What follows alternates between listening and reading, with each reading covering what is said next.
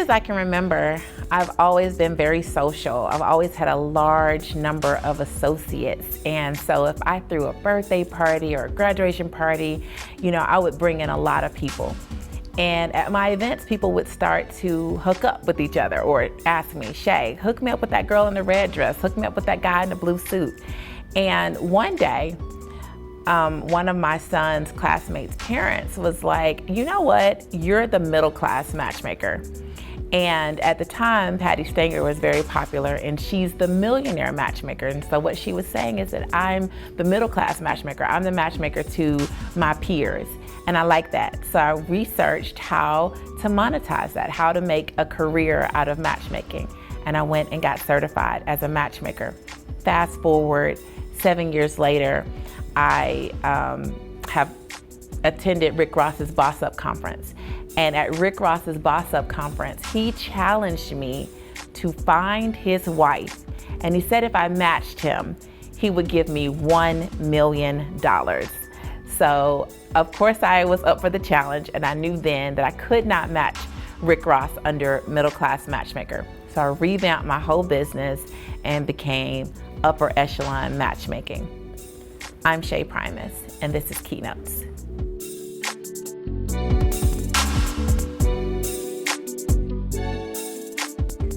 Since starting my business as a matchmaker, I've actually helped to match 500 couples. And I even landed a reality TV show on Bravo called Love Match Atlanta. One of my most exciting stories is I had a client, and she's actually now become my friend over the course of time.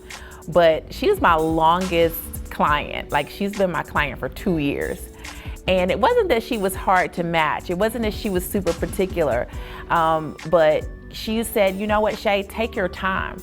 Because I know I've not ran into my guy in the grocery store or shopping, or I've not run into him when I travel. So take your time. And really working with her helped me to really revamp my business and how I understand matching my clients. So I did like a lifestyle assessment with her, spending the weekend with her, understanding how she does life. And that's how I incorporated that into my matchmaking process. Well, she's happily matched now and spending Thanksgiving and Christmas with her both. So that's really one of my one of my success stories that I'm most proud of. So if you want a story like my friend Kay, stay tuned and we'll give you some tips on how you can find your perfect match as well.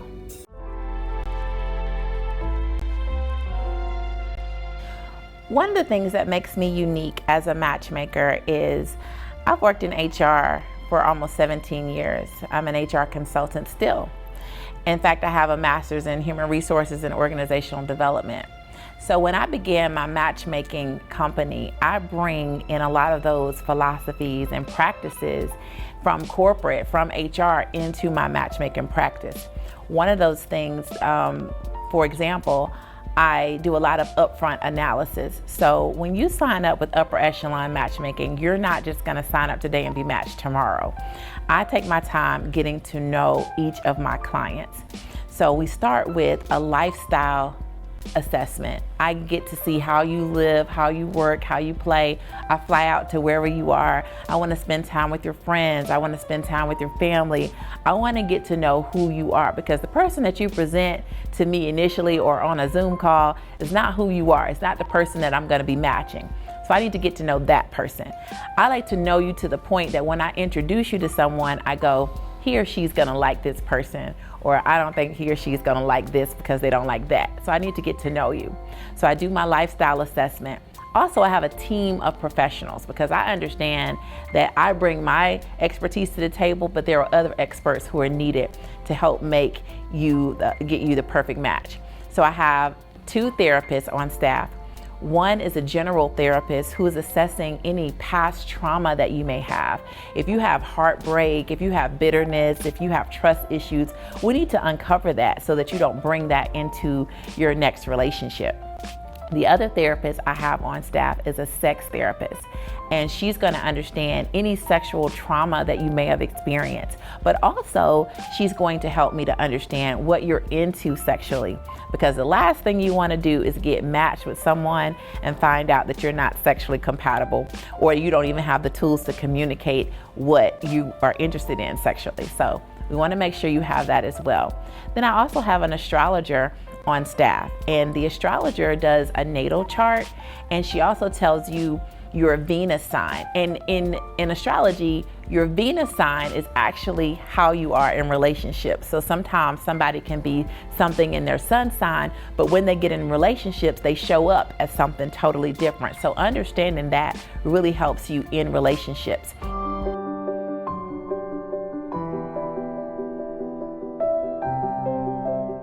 What is love?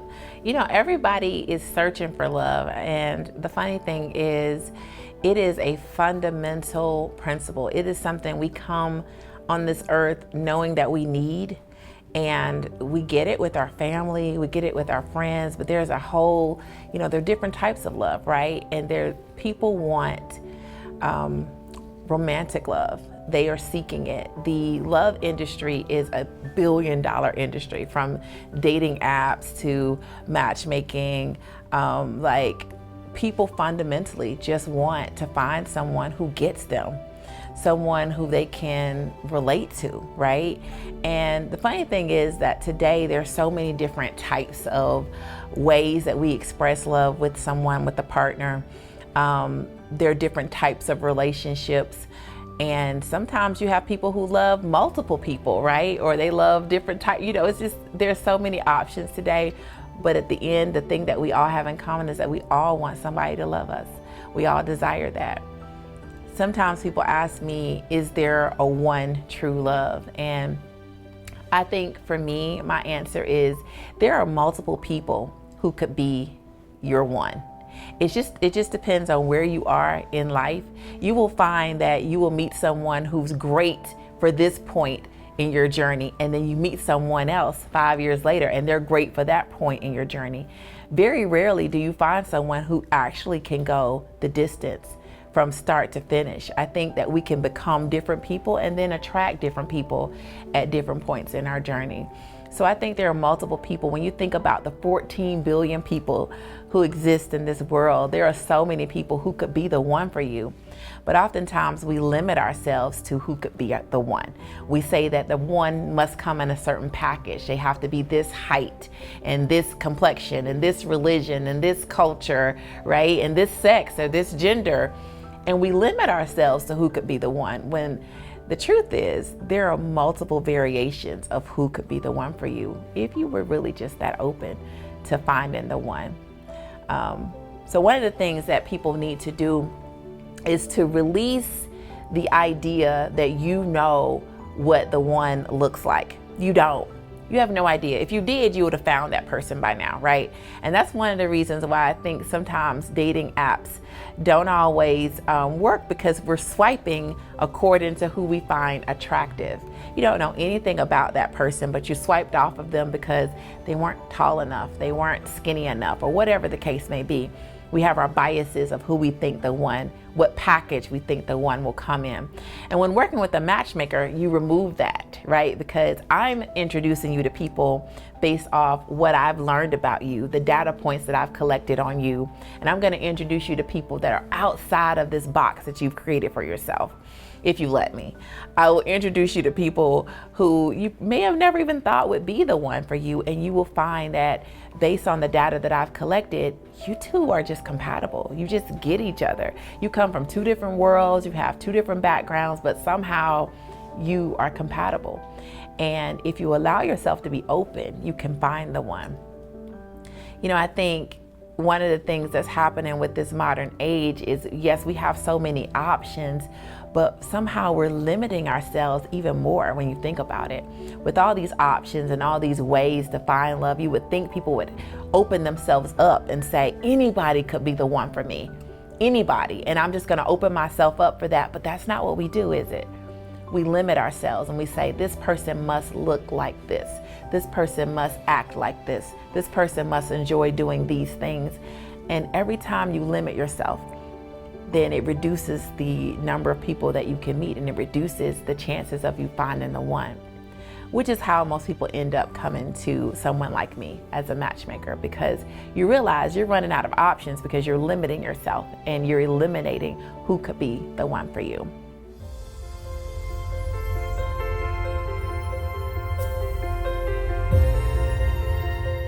Now, sex is usually a part of most relationships. So at some point, sex is going to come up. Now, I'm not one of those people to give you a rule and say you should wait 30 days, 90 days. I mean, we're all adults. But I think when it does come up, you need to be honest and you need to be open. And the reason I say open is because sometimes you're going to meet people who have done things that you've never even heard of, never even thought of. And so just your initial reaction of, no, I would never do that, might not really be the best solution. I say, unless you have a real reason as to why you wouldn't do that, like, if it involves animals or something. But if it's like, in the realm of, I could try that. Try it once, or let's consider it, or research it, or watch a video on it. But be open to your potential partner's desires in that way. One of the reasons I have a sex therapist on staff is because we do a pleasure profile to understand what it is that you are interested in and what it is that excites you, and understanding how much a person would be open to experiencing some things that he or she may not have even ever thought of. Because I don't like to match someone who is absolutely not gonna do something. If they're like, I only do missionary, I'm not doing anything else, can't really match that person with the person who's hanging off a chandelier. So I like to know, what you're interested in, and so I can match accordingly. But in the case where you're meeting with someone, yes, please be honest. I have matched people who've come back to me and said, before I implemented my sex therapist, I've matched people who've come to me and said, you know what, my partner, I love her, I love everything about her, but she's boring and she won't try anything and she's not open. And you don't really want to have your partner in a position where he or she is begging you to try something. He or she is not pleased. So one of the things you need to understand as you're talking is, how often do you like to have sex? What kind of sex do you enjoy? Do you like toys? Do you like other people? How often do you pleasure yourself? Do you watch porn? Ask questions like that. Listen, we are adults. Nothing should really be off the table here. You should be able to ask anything, especially if this is someone you're considering spending the rest of your life with. You need to make sure that you all are sexually compatible. My sex therapist says that you really aren't sexually compatible. You just lack the ability to communicate what it is that you really desire. So work on that. Be completely honest about what it is that you like, what it is that you might be open to experiencing, and what it is that really makes you uncomfortable. Be open about all of those things, because the best relationship is the one that there's nothing you can't discuss.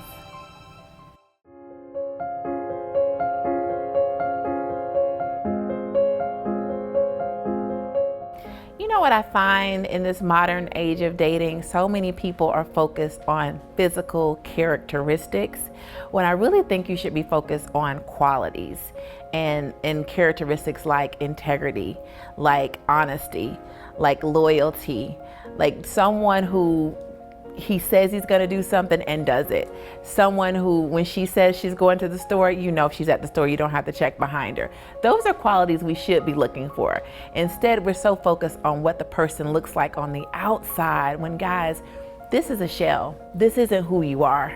This can change. Who you are is what's on the inside. And I know you can't see that when you're swiping on a dating app or you're walking in a mall. You can't see what a person is on the inside. So you should ask questions to determine how a person would respond in a certain situation, because that's going to tell you their character.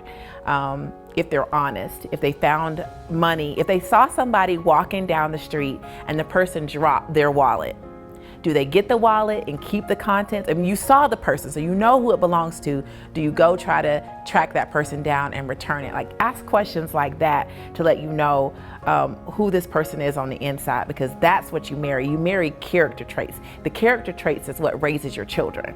So that's what matters outside of just this shell.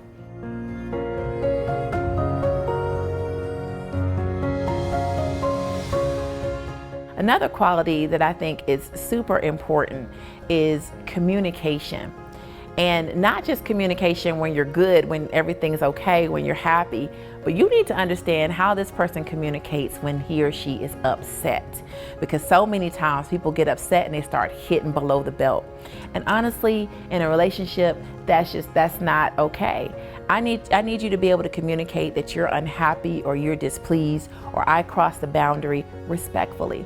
Because I can tell you in HR, in corporate, that's not, you're gonna get fired if you fly off the handle yelling and screaming at someone because they upset you, right? So how do you communicate when I do something wrong? How do you let me know that hurt you without hitting below the belt? Because that's important. Another thing that you need to understand in relationships when you're looking for the right one is if this person has a team mindset, because it is not me versus you. It is not guy versus girl, the girl versus girl, the boy versus boy. It is us versus the world. So having a team mindset, understanding that we're in this together. Look for a person that says we and us when speaking about the future instead of I and my. It's about what's going to happen when we come together, when we build. That's what you want to look for. That tells you that this person is collaborative and they're thinking about you in their future.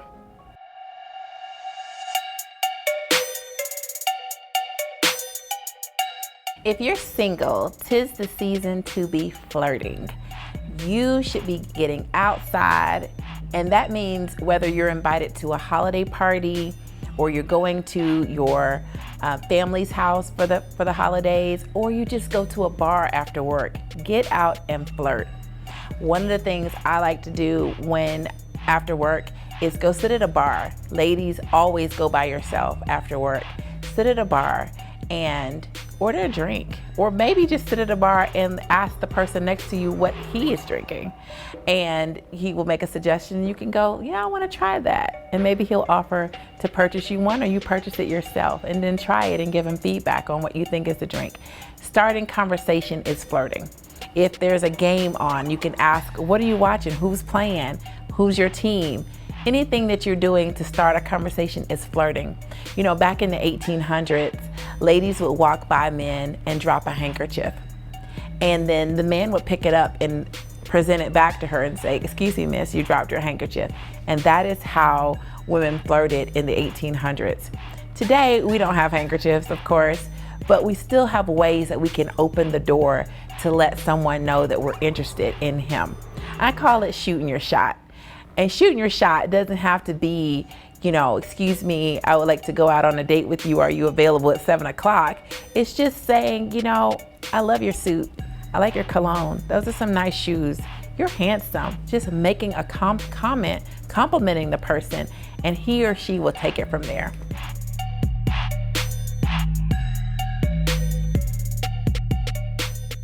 These days, most people meet and they're on social media. In fact, people rarely even exchange numbers these days. They exchange IG handles. So let's talk about your social media profile and what it says about you. If you're single, you definitely want to have some full body pictures, some headshots, some pictures of you in action doing the things that you like, because oftentimes people will look at your social media profile and make a decision about whether or not to slide in your DMs or send you a message on Instagram. And so you want to make sure you have cute, inviting pictures. If you're a fisherman, you want to show pictures of you fishing. If you play a sport, you want to show pictures of you at the gym, shooting hoops. Whatever it is that you're interested in, have those pictures on your profile. Not every picture needs to be a group photo. It needs to be a picture all about you. So that means if you need to hire a professional photographer, or if you're just out and you get one of your friends to take a cute picture of you, make sure you ask your friend to take a full body picture, and also you can do a cute headshot picture and post that on your Instagram, because people are looking at that before sliding in your DMs.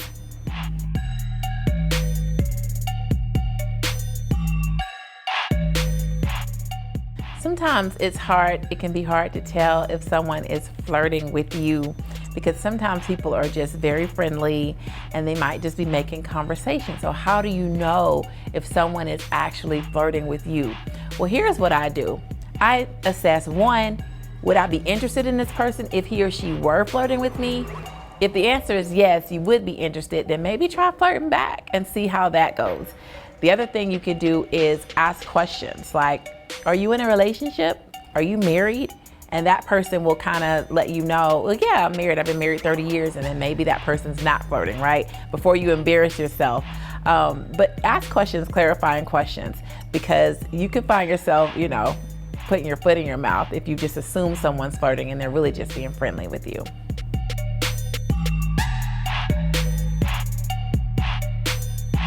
Also, in modern dating, you will find yourself bombarded with people who are expressing interest in you. And how do you let someone know you're not interested without crushing their feelings? Well, first of all, I don't want you to think that you can't hurt someone's feelings. So, if someone is being rude to you, if someone's being disrespectful, if someone is harassing you, then their feelings are out the door at that point, right? So if they are crossing over your boundaries, then we don't care how they feel. We want them to know that this is not okay, I don't like it, and this is not appreciated.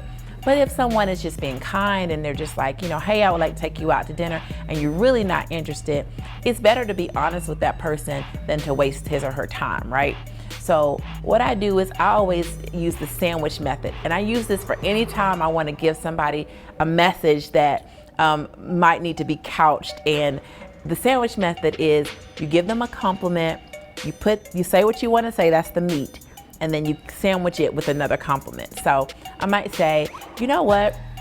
You're very smart and I love the way you problem solve, but I'm really just not interested in you. But I do want to tell you that I appreciate how much of a gentleman you are and how respectful you are. And now I've given my message, but I've kind of softened the blow. So try the sandwich method anytime you have some news you want to give that's not so exciting or might not be received well.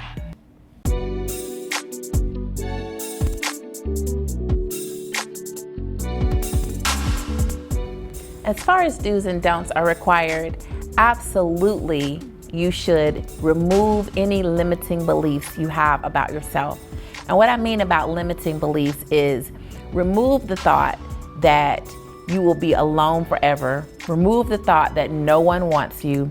Remove the thought that no one's gonna like you. Anything that's down on yourself, or anything that makes you feel less than, remove those thoughts. Cancel those in the atmosphere because they are not true. The other thing that you can do is you can manifest your mate. And by manifesting your mate, what I mean is you can get really clear on what it is that you desire, the desire to have true love. Remember I said that we're all hardwired with that desire to be loved and desire to have love? Well, because it's hardwired in you, it is something that if you ask for, you can receive. It's hardwired. We all want it. And it's something that you can get. So get really clear on what it is that you desire in your mate. If it's like, I really want someone to play ball with me, if you're into softball or baseball, whatever it is that you're interested in. I really want someone who rescues kittens with me. Whatever it is that's something that you really desire, you can manifest that. So when you're really clear on what it is that you want, you can start to imagine yourself on a Saturday, random Saturday. You see a kitty cat on the side of the road, and you and this person, you're riding down the street and you see the cat and you stop and you have a conversation with each other like, oh my God, we have to get this cat and rescue him and bring him home. And finally, get outside. I know sometimes we're afraid of sticking our toe back into the water of dating, but you won't know unless you try. So I encourage you to go to events, go to sit at a bar, go to a holiday function, just go wherever there will be people that you can mix and mingle. Networking events are great because, hey, you can talk about your business or you can talk about the potential to date. So get out and mix and mingle with people. I know sometimes we can be afraid of rejection, afraid that no one wants us, but your person's out there and you're not gonna find them sitting in the house. So you need to get outside.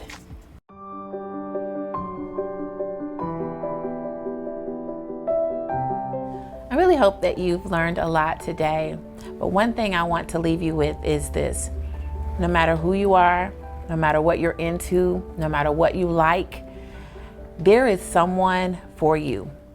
When you were created with a partner or partners in mind.